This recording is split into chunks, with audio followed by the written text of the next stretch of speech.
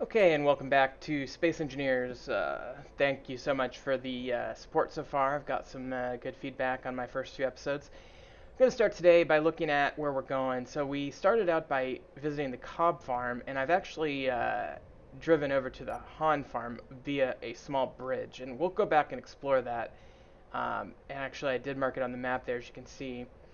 But we got the data pad that gave us the coordinates for this farm last episode, and the story is that these two farmers are having a bit of a dispute of some sort, and so we're kind of exploring the nature of that dispute. So we'll go ahead and do what we normally do and kind of check out the outside, and then we'll go ahead and go on inside, and uh, again, it's airlocked for some reason. It's interesting. I appreciate the airlock designs of these buildings, and it would work on a alien planet without oxygen, or like Mars, for example. But um, it really well, Mars has not enough oxygen. It really does. This planet is completely breathable, so it's completely unnecessary for this planet. All right, checking the inventories of these things. We do have a locker with a pad in it. We'll read that. All right. We, the Hans, would like to make the following complaints: harassment and theft. Jen and Rita Cobb have been falsely accusing us of selling tampered fertilizer. We did sell them the fertilizer, but there's nothing wrong with it. To make things worse, they stole some of our farming equipment. When their foolish fight against the Weaver family didn't do anything but paint us all as blah blah blah, they came after us. Okay, so again, a dispute between the Han and Cobb farms. Apparently, they originally had a dispute with the Weaver farm. So I think there's four farmers on this scenario: the Weavers, Holloways, Cobbs, and Hans. And it seems like nobody gets along, and it's just, it's par for the course in this scenario. Nice sunny day for today. I wanted to show you that bridge, though. So, and by the way, that pad just now had the same two coordinates for the Han and Cobb farms on it. So, again, we're not missing out on too much there. This episode is going to be a little different than the last couple. It might be a little shorter because we don't need to explore any of the big city buildings, which take a little bit longer. So we're just going to be exploring some of the outskirts. But this is the little bridge. There's a big bridge and a small bridge, and this is the small bridge. Now, I will tell you that from when I've played this scenario before, I remember there being a location down here, a little cave. And so I was going to maybe take a look. And we're actually going to use our gun for the first time potentially here. So I want to make sure that's ready. We've got the rapid fire automatic gun, and we're just kind of going to pop our head in this cave. And what we're on the lookout for, obviously, are turrets. So any sort of gun turret. Um, so far, nothing. But we do have a little offshoot to the right, and a little hole up there. Let's take the right path. Okay, and we've got a green colored building now. This is the first time we've seen this, and there's the gun peeking out. And I'm glad we took this really slow. So, if you're doing this at home, you want to take these really slow. Find a position you can get the jump on these guns, especially if you don't have an elite gun yet, and see if you can destroy it from safety. But if you can't, then at least do a jump out of the thing and fire kind of maneuver like that.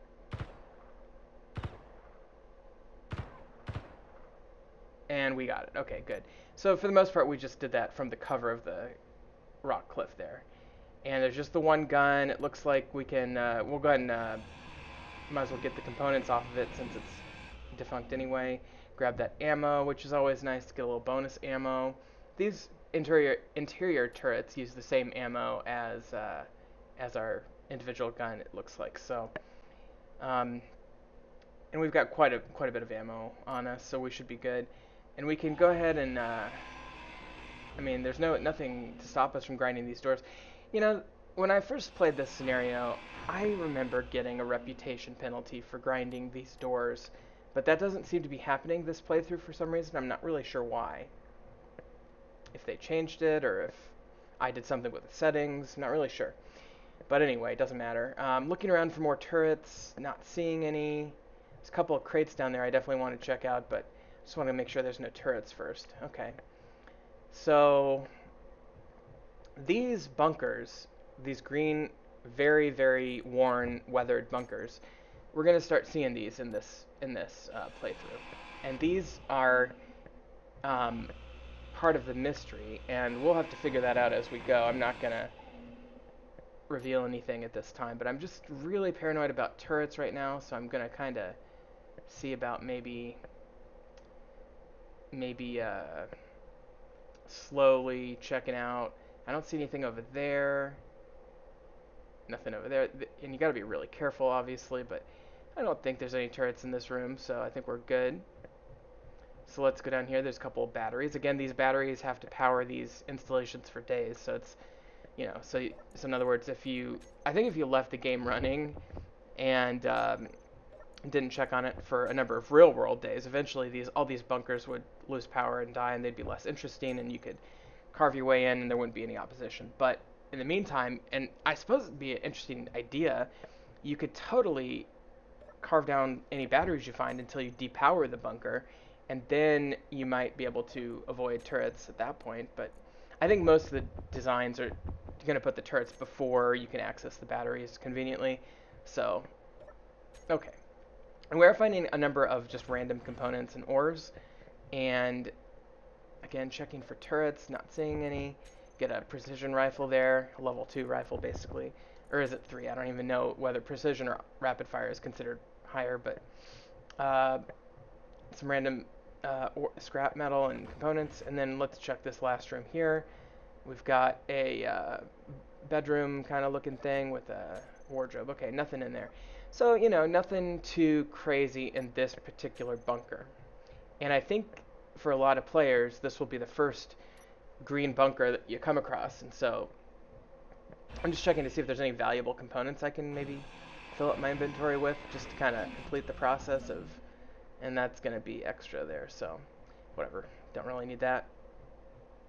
The doors are probably the most valuable components. They've got motors and small tubes and stuff, so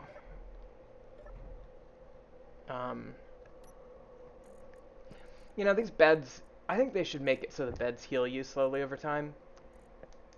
They don't really have any function other than cosmetic right now, so, and again, I've said this before, but they need to make a block for non-space clothing.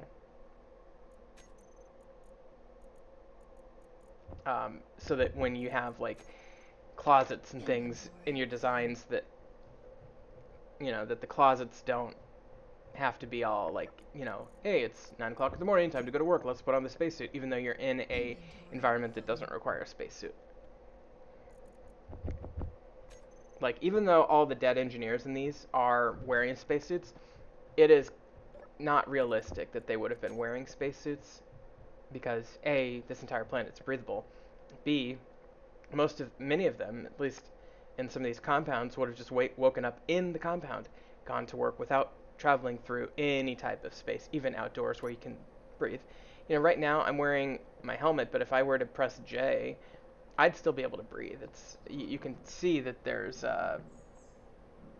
I'm not sure if it says on your HUD if there's oxygen, but yeah, it does. O2 is low. Huh, maybe you would take damage. I don't know. I should try that at some point if I remember. But anyway, that's the little bridge and the little cave under it. And we're back here at the farm with our vehicle, so let's go ahead and hop in. And we'll probably, our main goal here right now is to just head back home. But let me put this stuff away real quick. Okay, and put all my stuff away, but I want to zoom out and get a lay of the land here. So I think there's probably some stuff down the road further on, so I think I'll just head that way. Getting some blockage on my using the what you do, obviously, for those who don't know, you just push V, changes to third person, you use Alt, and then you can use the mouse wheel to zoom out, and then you can kind of use the mouse to look around at different angles, and that gives you a really good sense of the area around you, which is, I don't know, it breaks the immersion slightly, but at the same time you would think, okay, well, he probably has a computer panel that's able to do that in his vehicle or whatever, maybe even his spacesuit, so I don't think it's too bad. It's one little workaround that there's no maps in this game. There's no way to do that with a control panel or console right now, so it makes sense that you'd be able maybe to do that with a game control. Anyway, head down the road, see what this has in store for us. Now our base is right over there on the top of that hill where I'm facing right now, so that's good. We're very close to our base. And these roads, like I said last time, are kind of designed pretty well to not tip your vehicle if you follow them somewhat closely. But the problem is it's hard to do that at high speed. And so you want to kind of take these carefully, especially if you've got a full uh, ship inventory full of parts. And especially, I will tell you this kind of as a preview, there are certain very valuable items in this game called zone chips, and it's part of the main quest line. And you definitely don't want to destroy those because then you'll lose them forever and you're unable to complete one of the main things in this game. I'm trying to find a place for my vehicle to rest without rolling real quick. Okay, I think that's probably good. And then let's zoom out real quick and get a sense. So I took a right-hand turn at that junction. The left would have taken us back to town. The right is going to take us toward our base, but towards some other stuff as well. So let's head on to the right, I guess. Oh no, that's backwards, I'm sorry. So we just took the right path. Left would have taken us down to the city. Right is going to take us to another intersection where the left will take us to our base, and the right will take us to some other stuff. So let's go on to that next junction. And you can do this in your game if you're playing as well. You can, just while you're driving around, especially during the day when you can see really well, it's a good idea to just get a lay of the land and zoom out.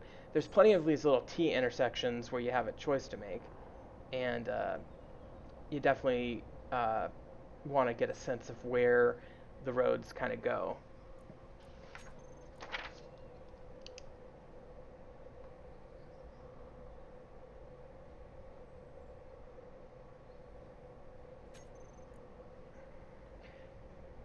And we've already marked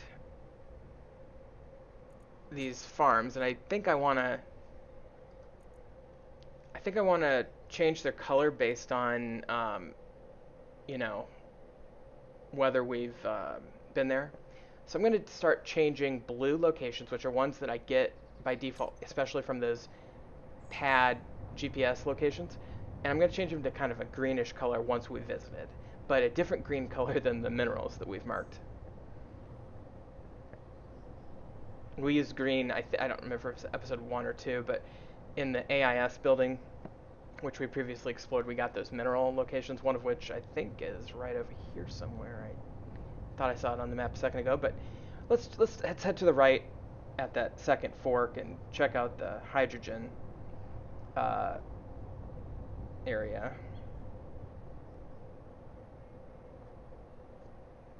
And this is our original spawn location. There's the other vehicle that we spawned next to. We may want to come back and grab that at some point. It's a cute little vehicle. But we got a contract to repair a hydrogen tank. And so let's take a look down at that area. There's another fork in the road I just passed.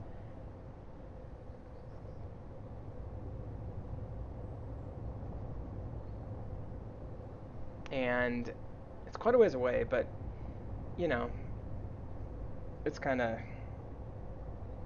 cool that it's here.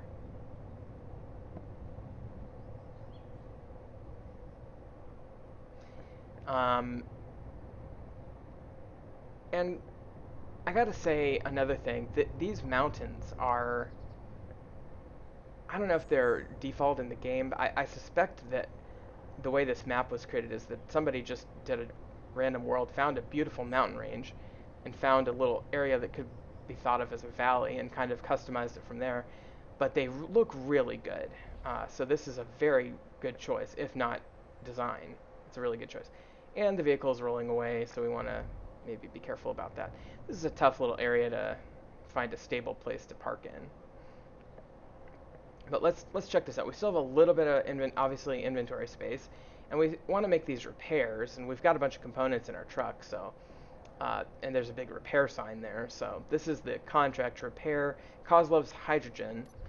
And you can see there's looks like maybe a connector and then a big hydrogen tank. And I love that somebody's business is hydrogen, and I think that's so cool. Let's take a look in here. This is the little living quarter area next to the tanks. Get some ice here. Oops, we have to go to the right inventory. Okay. When you're exploring, you definitely want to keep the individual inventories on. Okay, there's a pad. We'll have to read that. All right, this says, from Mira, I'm just worried about your health. We are not young anymore, and you've more and more people coming to medical checkup for lately. People having memory loss or ringing any bells. It's probably just stress and trying to build a family business while working another job. But could you at least consider putting out a contract and getting the tank built? So this is the Kozlov family having a dialogue about the fact that Mr. Kozlov has a regular job, but he's trying to get a small business started on the side. And in the meantime, this reference to people in the valley getting sick and having memory loss issues, and she literally uses the phrase "ring any bells," which is a reference to one's memory. So um, it's an interesting and intriguing clue to what's going on here. We have this report of people losing their memory, and in the meantime, Mr. Kozlov is clearly involved in a high-stress job while he's trying to make his own business over here. I can't remember what the job was that he was involved with on one of those pads, I think. He might have been a nuclear guy, if I'm not mistaken, with the reactor. So, but this appears to be the building, the sort of operational building for the hydrogen, and it looks like a hydrogen engine there, yes, and a O2 H2 generator. So we can put the ice in there, and in theory that'll power up the place. A bunch of components here, which is really handy for given that we need to do a repair job. I think a lot of those components will be used in the repairs. But that's all there is in that building. There's no pad or anything, so we can go ahead and get started on these repairs. That's another connector there. There's a connector. Looks like a cargo maybe, and then a few whatchamacallums, conveyors. Let's see about grabbing some of our construction components that we may happen to have, like motors and small tubes and construction components. And I just want to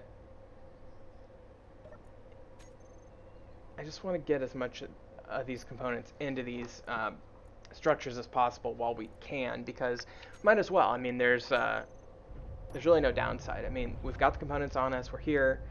We're exploring it for the first time. Let's try to get as many of these components used on this rather than just taking them back and putting them in storage for now, because we're going to need to do this anyway. And this actually lightens up our storage a little bit too.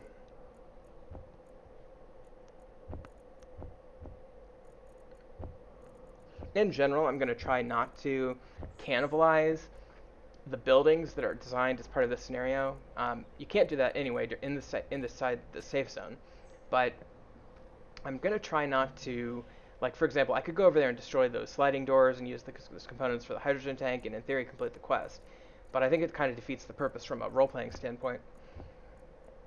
So as I'm doing this, I'm just going to tell you that I'm going to try to maintain and preserve the main buildings as much as possible. Now, the one little exception to that will be if I need to break down a door. Or I suppose I could say in the case of a bunker. I don't really care about those as much because those are just underground structures that are designed to contain loot. But for like functional buildings above ground or like as part of this scenario, I do want to keep those intact as best as possible. So I'm not going to go around breaking those to fix other things. And I think that's consistent with the spirit of this scenario as well. Okay, so it looks like I need some motors and small tubes for the most part, and maybe a few large tubes on the hydrogen tank. Some, maybe some interior plates or steel plates. Yeah, I need steel plates on that. And yeah, I need some large tubes. I need quite a few large tubes on that. So got quite a bit of ways to go on this repair job. No wonder Mr. Kozlow, actually, no wonder Mrs. Kozlow didn't want her husband spending all the labor to do this. But I think we're going to have to leave things as it is for now. Okay, so I took a minute to put all my stuff in the car. I think we're done repairing, so let's head back. It's getting to be nightfall, and this is called Sunset Valley, so this is the time in which the valley is named. The sun sets off there in the east, or I guess it really should be the west, shouldn't it? I think I kind of think of this valley upside down, because realistically, I mean, unless it's a backward solar system, I don't know. I'd have to double check which direction. I don't know if you can even tell direction other than implying it through the sunset, but um, the sunset's over in that area where you saw the bright light a second ago. So heading back down this road from Kozlov Hydrogen, um, and I just jumped out of the vehicle real quick because I think, yeah, I saw a rock. Let's take a look and see this. Okay, we got nickel, so this is a good thing to mark here.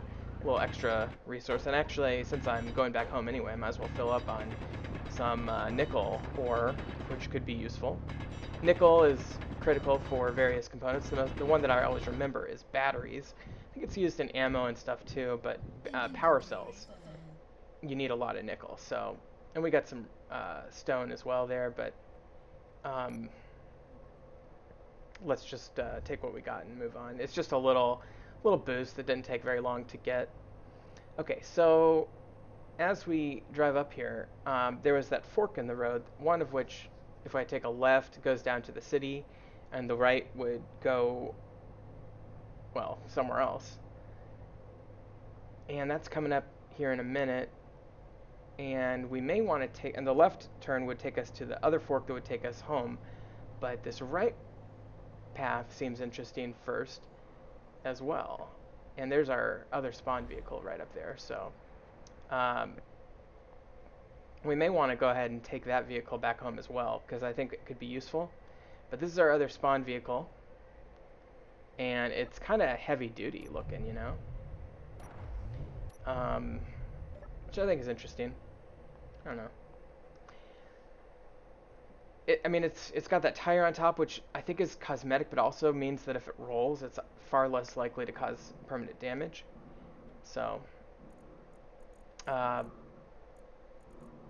I tell you what, while we're out of the vehicle, let's put our stuff in here, and that gets our inventory down a little ways. And let's take a right, because we might as well see what's up here real quick. I mean, we still got the ability to get new items. We don't have to leave anything serious behind right now. And before I make my trip back home, which is really close by, I want to see what's up here real quick. And I'm just trying to get a nice stable position where I can do the map thing. And this kind of turns up here a little ways. And kind of follows around the side of this mountain, and then there's another fork.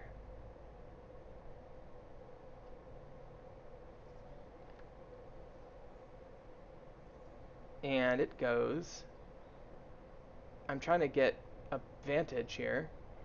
Again, there's not really a good space, but there's a building. I think I saw a building over here. Yes, there's a building up here. Let's take a look. Let's make this the last building we do before we head home. And I do remember this building from when I've played this before, and I vaguely recall, well, not to spoil anything, but let's just say I'm a little bit more weary of this building than some other buildings that I've explored before. So let's get our gun out just in case. It's Freddy's Mansion. Intruders will be shot. Sorry, I said murderers. Intruders. So even if I didn't have that knowledge, I think by reading that sign, you could probably infer that there's some security involved in this. And there it is. There's a gun right on the ceiling. Ooh, we gotta be really careful. Can I take it out from here? Probably. I don't know if it tried to shoot me, but another option would be to enter the house and get it from a different angle. Another option would be to come at it from above and try to grind it, since it's not in the safe zone. Well, it can't be in the safe zone. And this window, let's see here. Okay, so there's the little garage, I think. Yeah, so I'm like right above where it was. I need to kind of line up my, I need to figure out where those green things come out relative to the position of the gun. Let me just, excuse me, let me just take a hop down there and take another look real quick, because I can't really see a gun from up here.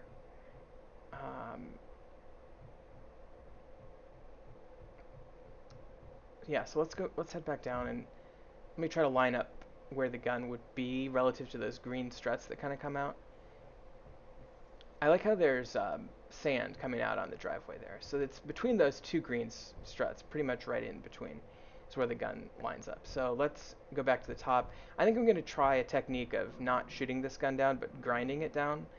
And whenever you can do this, if you can do it safely, it's, well, like, definitionally safer than the other way around. So here is the center, and I think, obviously it's not here.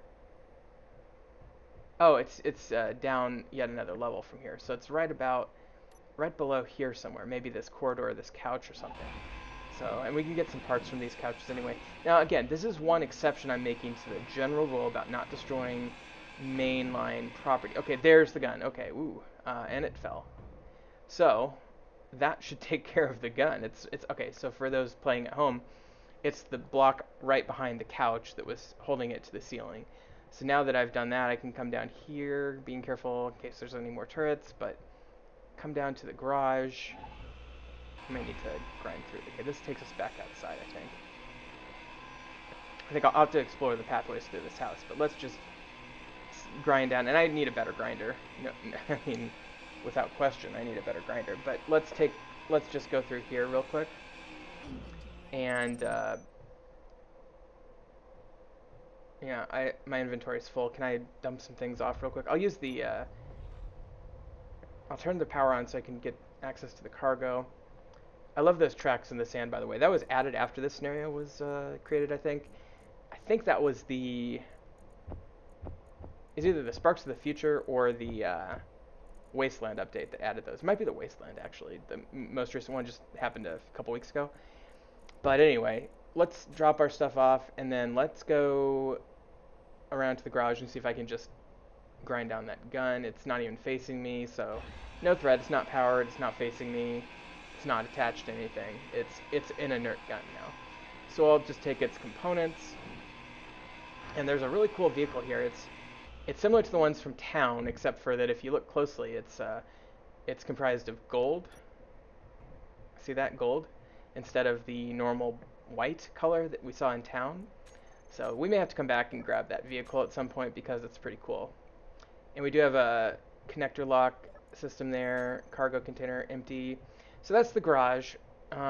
Here's the locker, and then this door appears to lead inside. So we do have a grinder in the locker. It's like a tool bench in a garage, you know? Okay. So let's go ahead and explore this house now. That's the garage with the window you can see into it. Ooh, and a very valuable crate there with iron and nickel and cobalt. Got some batteries. I think I actually walked down here. Yeah, this is where we ground that door down. And I could finish grinding that door if I wanted to, but and there's a regular gun in the closet there. So like when you get home from work, you use that closet perhaps. This stairwell leads to the main section of the house now, it looks like. A little corridor and a table. And this is sort of a patio area, it looks like, with another dresser closet thing. A few space credits, nothing terribly exciting. And then another corridor from the patio into the main living room with a TV there. It looks like the main living room area. Computer, construction components. There's where we drilled down. Got a locked door off to the right, a corridor forward and left. So we'll go forward. Here's the bathroom with the tile floor there. Pretty cool. Go to the left, the one that's unlocked. And here is a locker, another closet thing. What do you call this? Wardrobe thing. Nothing in that, and a bed. So this is Freddy's bedroom, it looks like. Nice little bedroom, you know, secluded mansion in the hills. Very, very chic. So let's grind through this locked door. Again, this takes a minute because we have a level 1 grinder, but if you look off to the right, you can see those components stripping down one by one, and when we get to the construction components, it goes a lot faster. And faster still when we get to computers, so... Okay, just making sure there's no other turrets. Let's finish stripping this door. We might as well get those components. There's another bed, so it's like the guest. Maybe this is actually Freddy's bedroom. The other bed was a different bedroom because this one has the pad, so it's probably Freddy's actual bedroom here. I'm out of here. This place is getting really messed up, and not even thanks to me, people are behaving really weird, not remembering who they are, and worse yet, not even care to remember why they can't remember things. Gotta get my stuff and get out of here. And he gives a Freddy's Treasure Cave location that we will put on our map. So he's fleeing because of these memory problems. Everybody's becoming apathetic and losing their memory.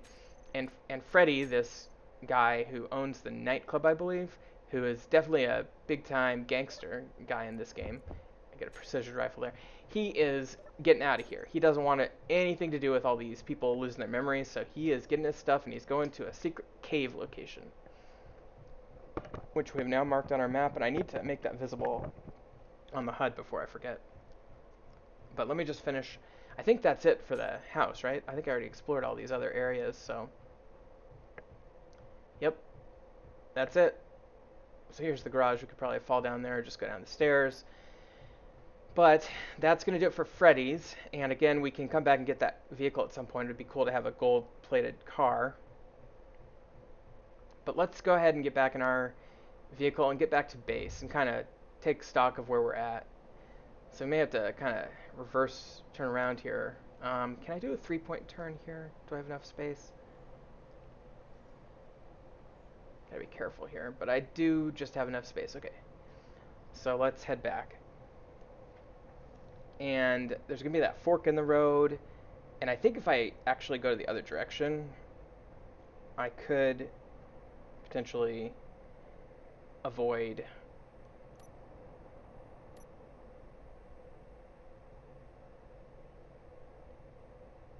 yeah, so if I go right, maybe it'll, I don't know if it'll take me back home or not.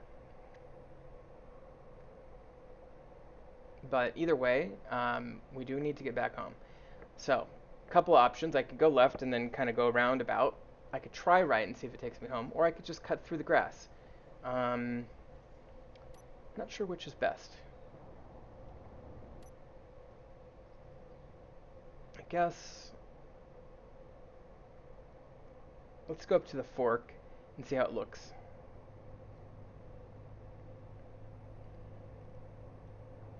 Gotta be careful not to flip here. Okay, here's the fork. I guess we'll just go through the wilderness, because that's going to be the fastest, I think. Gotta be careful not to flip our vehicle, but I know from experience that I can run into trees, and the trees will die, like this one. Of course, that one kind of created a glitch where it froze for a second. I'm not sure what... I remember in previous playthroughs that those trees would kind of just uproot and get dragged along and disappear, so I don't know. I think there's... one thing about this game they haven't done yet is they haven't integrated biological botanical functions that much into it. It's purely mechanical, so it'd be nice if they could find a way to like chop down trees and use them for resources. But anyway, here we are back at our prospector's base where we started out in episode 1. Let's we're gonna need to unload this vehicle and collect ourselves, but that's a pretty good start. We've got a car full of parts and I forget this is still on fire. Good thing that doesn't exacerbate over time. We've got a car full of parts. We've got a bunch of stuff. We've got some crates here. And let's just get rid of these crates because they're blocking our path. Okay. So can I repair this and get it stop smoking? It's about as far as I can get it. And this is also on fire, and that needs more components. But I think what I'll do, and repair the assembler as well, I think what I need to do is just repair as much of this as possible, and then find a way of organizing my stuff and getting ready for future episodes. So I think what I'll do a little bit of this on camera. I'll do most of it off camera, but I'll do just a little bit on camera so you get a sense of what we can do with this stuff. We have a lot of ore that needs to be processed. We have a lot of things. Can I just back this up into the connector?